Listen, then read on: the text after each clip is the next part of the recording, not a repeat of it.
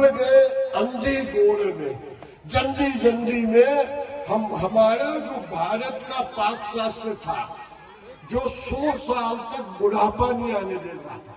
कितने साल तक? अब ईमानदारी से बताओ, कौन बुढ़ापा जल्दी लाना चाहता है? अगर नहीं लाना चाहता है तो मैं जरूर कहूंगा, अगले जितने भी हमारे आयोजक मंडल भी बैठा है, कि अगली कथा में आधा दिन केवल पाक शास्त्र पे चर्चा करें, भोजन की प्रणाली। और मैं तो कई कॉन्फ्रेंस में जाता हूं, और अभी भी 26 जनवरी को 10 बड़े बड़े आचार्यों के साथ जोधपुर में रात को हमारा सम्मेलन है कि भारतीय पाक शास्त्र से जीवन का क्या फायदा है। 100 साल तक चेहरे पे झुर्री नहीं आए तो मजा आ जाएगा ना, ये बेटियां हंस रही है। लेकिन ये करना है तो आपके हाथ में पूरा परिवार का भी, क्योंकि जिस दिन हम उसका पालन करना शुरू कर देंगे, एजिंग फैक्टर नहीं आएगा, उम्र नहीं बढ़ती हुई दिखेगी। हम अगर देखें तो क्या खाना, किस मौसम में कैसे खाना, कैसे पकाना, ये भी हमारे शास्त्रों में लिखा हुआ है। हमने बाकी सब कथाएं सुनी, लेकिन अब धीरे धीरे मैं हर जगह ये कहने लगा हूं कि थोड़ा सा पाक शास्त्र भी बताए। जीवन शास्त्र को हमने सीखा है, जानते भी हैं, करते भी हैं। और एक या दो और छोटी चीजों पे मैं अनुभव करना चाहता हूं कि जो शिक्षा बिना हमारे संस्कार और संस्कृति के है, वो बर्बादी की तरफ ले जाती है। और जो शिक्षा संस्कृति और संस्कार के साथ है, वो हमारा जीवन को सफल करने का रास्ता बनाती है।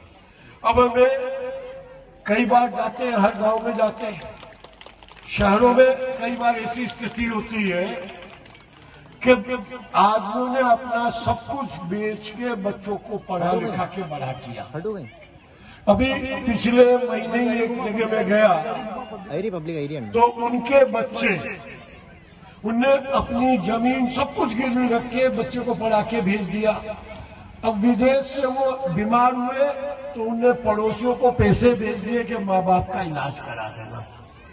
क्या हमने उसलिए बच्चों को पढ़ा लिखा के आगे बढ़ाया?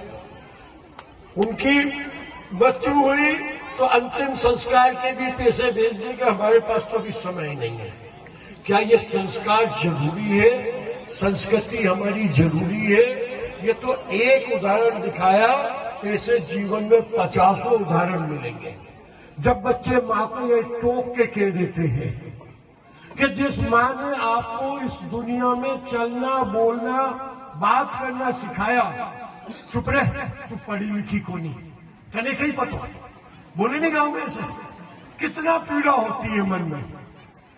ये पीड़ा इन नौजवानों के समझ में आनी चाहिए, क्योंकि ये नौजवान जिस दिन ये सीख जाएंगे कि जब हम 1 रुपया कमाते थे, 96 पैसे का रुपया होता था पुराने जमाने में, 24 पैसे की चवन्नी होती थी भारतीय संस्कृति में। और एक कहा जाता है, हमारे शास्त्रों में लिखा है, एकाना वर्तमान, एकाना भूतकाल के लिए, एकाना भविष्य काल के लिए, और एकाना समाज के और अपने सबके कल्याण के लिए।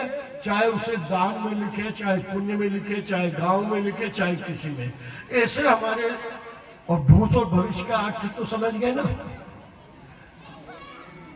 हमारे माँ बाप और हमारे बच्चे, मतलब 4 आने में 4 हिस्से हुए 1 रुपए के। एक भविष्य मतलब हमारे बच्चों पे, एक भूत मतलब हमारे माँ बाप, एक हमारा वर्तमान, और